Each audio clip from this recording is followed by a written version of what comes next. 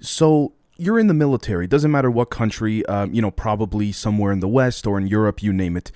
You're in the Air Force and you have a couple of other friends that are soldiers for the same country in the Navy.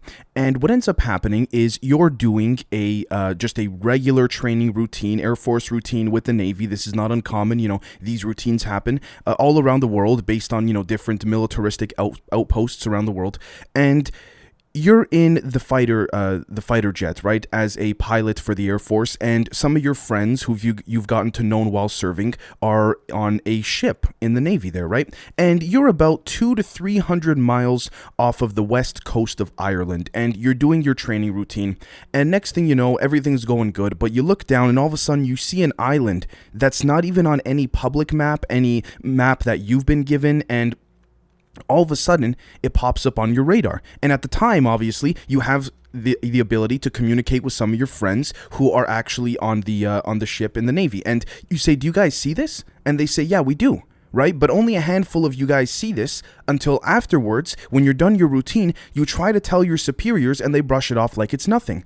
But what you saw were humanoid beings, but they looked vastly larger than what you ever would have thought. Now, before I get into that, I do want to give a very special shout out to my friend Joshua. I'd like to thank you so much, brother, for some of the things that you've helped me uncover for this particular episode. I really do appreciate that. I will be getting to more shout outs throughout the coming days. And I do want to say that this is a very, very intrinsic and interconnected episode. I think it's extremely important that you don't just think before tuning away that this is an episode about, giants on an island or something like this. So let's carry on. Timber-Sycamore, activating Death Angel's Delta Configure 7. Now, first off, let's understand what Timber-Sycamore was, because we need to know exactly what that was. So according to activistpost.com, the headline was Timber-Sycamore the program that created ISIS? Now, pay attention, folks. This is going to tie in very, very strongly. Now, here's what we'll do here.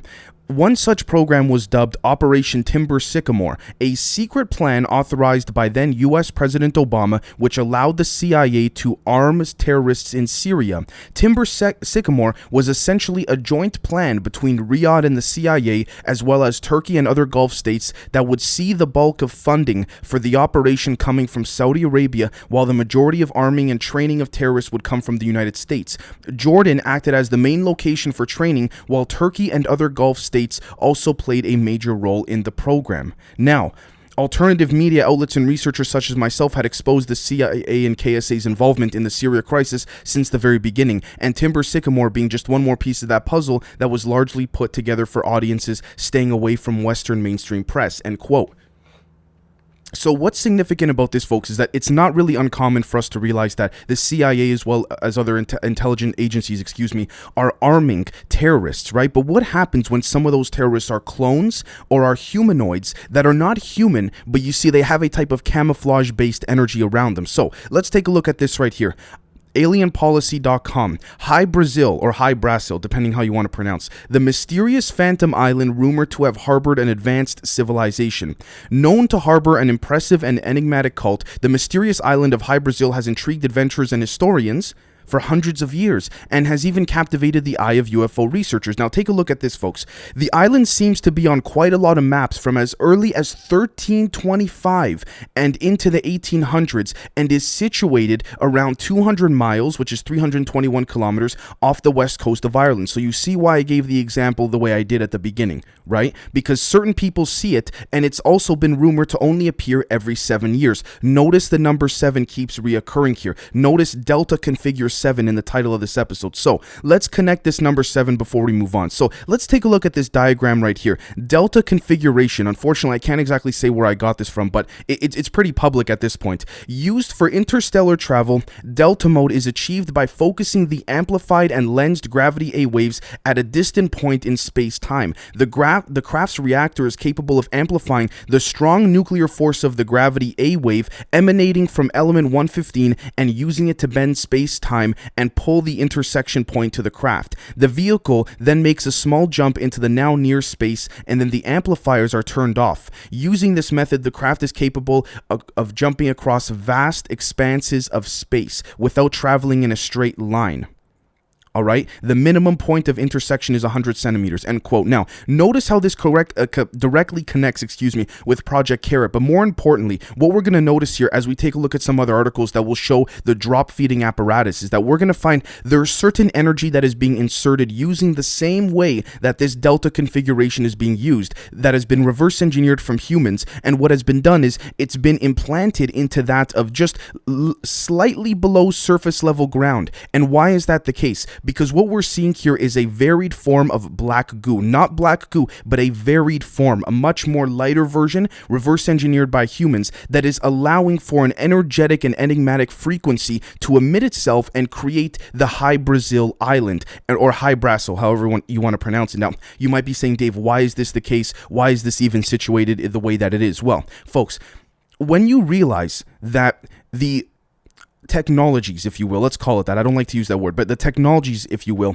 are actually embedded on the UFO craft, can be applied to many other things. What if this island, High Brazil, is in fact a mothership of sorts? And you're going to see the proof coming very shortly. This is why it is called the Death Angel. Now, the document and the bill that Obama signed to arm from Timber-Sycamore to arm terrorists from the CIA, a secret signing. And I'm not trying to get political with Obama here. You're going to see something here. At the very bottom, it says, and it's redacted on the public version, but on the gray area of the internet, you can find it. It says, Delta Configure 7 apparatus will be initiated if needed. What is that apparatus? It is using HAARP, all right, which we'll get to in a second, that pushes the energy on top of the surface level to then connect to this island. And I guess you could say when the island appears only every 7 years, it's because there is a sort of glitch in the matrix, if you will.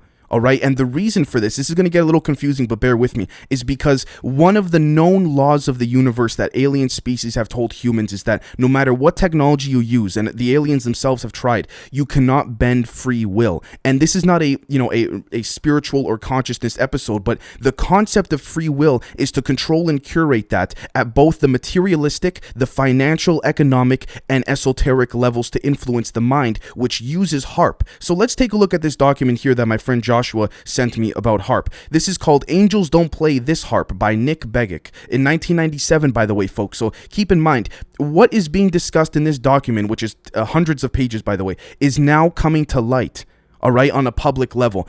Notice that these people have been saying these things since at least the mid to late 90s. So take a look at this. HAARP's public relations sheet described it as a pure scientific research on the aurora borealis and research on the ionosphere's ability to affect communications. The U.S. Air Force and Navy, notice again, I gave the example of the Air Force and the Navy at the beginning. You see, it's all coming full circle. Air Force and the Navy were paying for the project, but they said it was not a weapon system. Later, Claire Zicker, and we're going to talk about this more on Patreon for those for those that are members, would learn that the technology definitely could be used for military purposes. He wondered what else they weren't telling the taxpayers about HAARP. All right. HAARP planners would choreograph experiments on the crucial envelope of charged particles which circled the planet, the ionosphere, which protects Earth's inhabitants like a spherical umbrella from cosmic radiations. Now, notice what we discussed about there being a sort of energetic field around the planet that suppresses certain things that we discussed in the previous episode. Now, let's take a look at this article right here because it's very important for us to understand why all of this occurs. So this is aplanetruth.info. Why did so many Apollo astronauts die mysterious deaths in just 3 years? Now, what we're going to notice here is that there was a conspiracy surrounding Apollo 1, right? Scott Grimson, the son of Gus Grissom, released his family's long-held belief that his father was murdered during the Apollo 1 test flight. Why? Because, and this is only just one astronaut, Gus Grissom. There are many others that were part of Apollo 1 and other Apollo missions that very strangely died afterwards because there was no way to deter these astronauts from the knowledge of extraterrestrials and the technology of this Death Angel Delta configuration energy that they were trying to implement, all right, in the original Apollo rockets to convince the astronauts it would be used in Apollo 11 in the succession to go to the moon, but that was not the case. It was a total psychological warfare flip used as an experiment on astronauts they did not trust and they had murdered later anyways, okay? Now, this is important because what we're going to find here is that if we take a look at this right here, Santa Alencia, the Vatican Intelligence Service, according to churchmilitant.com. The global hunt for Carlo Mario Viago began underway by the Vatican Secret Services, has renewed interest in the intelligence capabilities of the smallest yet oldest government on earth. Okay, so the Vatican, for those who don't know, has a secret service, their own version of the CIA, arguably just as powerful in many different ways, because of how long they've been around for, so to speak. Now, Carlo Maria Vigano, all right, made an investment into NASA during its founding, and his family has been known to have connections to certain Saudi Arabian families that are associated with the Bush family as well too. But the reason for this significance is that they made investments in NASA within a particular department called the Delta Department, which is also, by the way, folks, a file that Gary McKinnon discovered that he's trying to keep quiet about when he discusses what he saw NASA's PDF spreadsheet of the different secret space program non-terrestrial officers, if you will. Now, this is also very interesting because we need to cover this too. CollectiveEvolution.com. Engineers develop a device that literally generates electricity out of thin air. This island, folks, is generating its own functionable electricity out of thin air that has the ability to harness the ionosphere the same way that HAARP does. Okay, and it allows for High Brazil to basically be an island that you can literally pass your boat through and not have any issues whatsoever using the Delta configuration. And it uses something as well, by the way, which is also in the bill that Obama signed called Ghost 8. Now, this is a play on words. This is when the psychological warfare aspect comes in. What is Ghost 8? Ghost 8, believe it or not, actually means ghost state. All right? Ghost state means the island, which is the Death Angel, okay? And the Death Angel is being powered by HAARP. So a lot of people are saying, you know, what's HAARP been up to? What is HAARP doing? This is one of its main functions, one part of the HAARP umbrella, metaphorically, if you will. And do you know what a ghost state is? There's only one operation ever on record that has been called Operation Ghost. You know what that was? The Philadelphia experiment, folks. Seriously. The Philadelphia experiment, unofficially, but if you look, you'll find it, was actually called Operation Ghost. So what we're seeing here, by the way, is a massive influx of these code words being revealed now for things that President Obama signed back in 2013 and 2014. So forget the fact that the CIA is arming terrorists. I mean, that's just on the human level. But on the extraterrestrial level, you're seeing the usage of reverse engineered technology in many different ways we never thought possible. And if we take a look here at documentarytube.com, aluminum wedge of Ayud, alien artifact or just unsolved mystery. Now, the reason why this wedge is also a mystery is because this wedge is made of aluminum, which allegedly, according to modern humankind's history, it was a material that was not known to humankind up until the 1800s, which is interesting, right? How could you make something out of something you didn't even know existed? It's the same idea. It's the same concept. It has been strongly proposed that this wedge was given to a human that went to this island by some of the aliens on that island, all right, and was used as an apparatus and a way as either maybe a souvenir, maybe a tool, maybe a weapon, but God knows how long ago this was from. Right? Now, let's take a look at phys.org. Study finds billions of quantum entangled electrons in strange metal.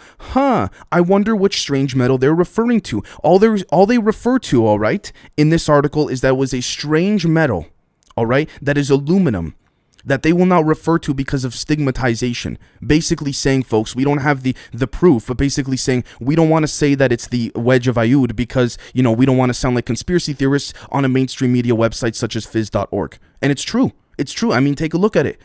The implication is right there. It's right in front of us.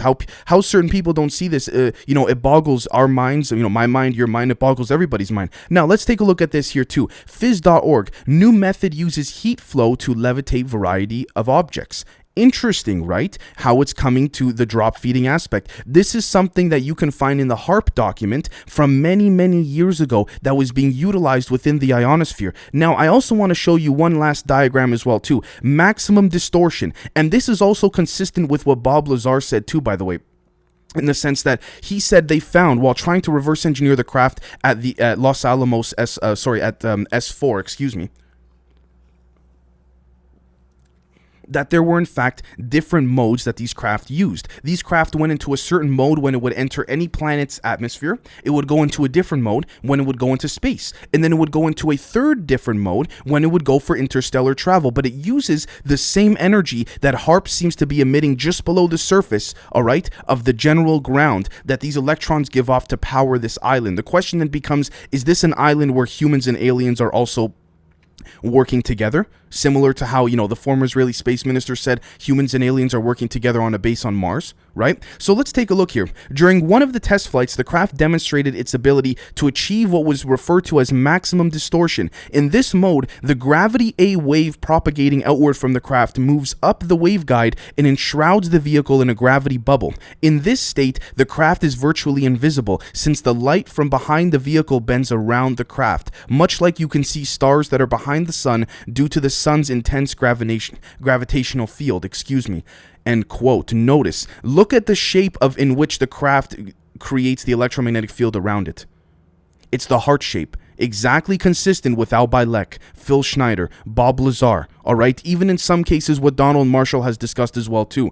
And it's very important that we understand the different types of shapes that go around these craft, because these are the different types of electromagnetic shapes that are being put around the island. So think about the Merkaba, except more in the shape of a heart instead of a triangle, and multiple hearts encircling this island, all right? And what we're seeing there is that we're going to find using the Delta 7 configuration. This is the same frequential process used in the 6 digits phenomenon that seems to be the same study found from a leaked Vatican document that also seems to be the same, I guess we could say, inhabitant biology, let's call it, inhabitant biology of the alleged clones that then become Men in Black. So what I'm seeing here, folks, and maybe I'm wrong, but what I'm seeing is HAARP is curating this type of technology within the ionosphere to create many different things like the clones, the Men in Black, this invisible island just off the west coast of Ireland, right? The 6 digits phenomenon, using this island as an invisible mechanism or apparatus. Very possible for that of certain elites, not all elites, but certain elites to use when they escape. Or if anything were to happen on Earth and things like this, right? Now, we also have to understand, too, that if we take a look here at theregister.com, Voyager 2 is back online after 8 months of radio silence. You know what the first radio frequential numbers it emitted when it first came, quote-unquote, back online? I don't think they ever lost contact with it, by the way, but anyways, 51550. And for those who haven't watched the episode from a day and a half ago, I suggest you do. So I'm going to leave it right there. We're going to continue on much more in the members section, which will catch you later on today for that episode. And let me all know what you think. Cheers.